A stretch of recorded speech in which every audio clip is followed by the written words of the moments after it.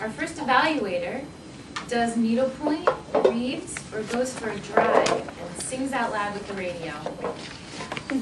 Evaluating Bruce's incredible icebreaker speech, Elizabeth Mitchell.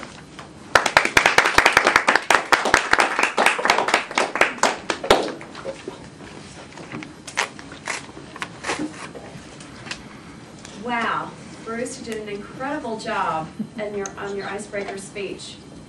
The goal of the icebreaker speech is to introduce yourself to the club so that we have a better understanding of you and your reasons for being here. I don't know how you managed it, but you gave us a cultural lesson on Korean names. You gave us a geographic lesson on Asia. You gave us a history lesson on Korea, all in the span of just a few minutes. You also told us about your children, your job here, your job in Korea, and you let us know that you're a very ambitious and outgoing person and brave person to continue to expand your English ability while you're here. I find this all very commendable. You expressed concern about not being as fluent as you would hope to be when you moved here, and you thought that moving here would make you become fluent. I lived in another country, I thought the same thing, and as you see, we do have to continue to work on that to increase our language skills. But I believe that you actually are a very advanced speaker of English, and that is because you used humor very well. Talking about your name and the alliteration of your name with bum sounding like home, and how those two things go together, and you specifically chose a different name other than to be called Bum, that gave such a very clear understanding of your knowledge of English vocabulary, and also how to transition that into humor, which is a very advanced skill to have in even a first language, but especially in a second language.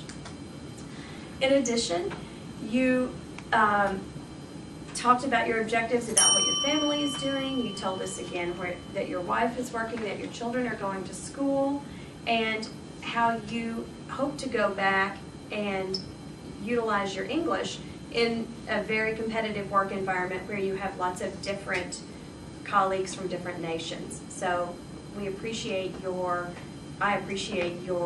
honesty and ambition to continue to move forward with your English language skills.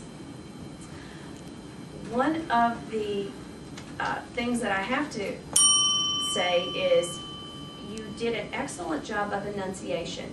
Again, for a non-native English speaker, that is exceptional. Two specific examples I have, you said make with a clear K sound, and you said in my mind with a clear D sound on the end.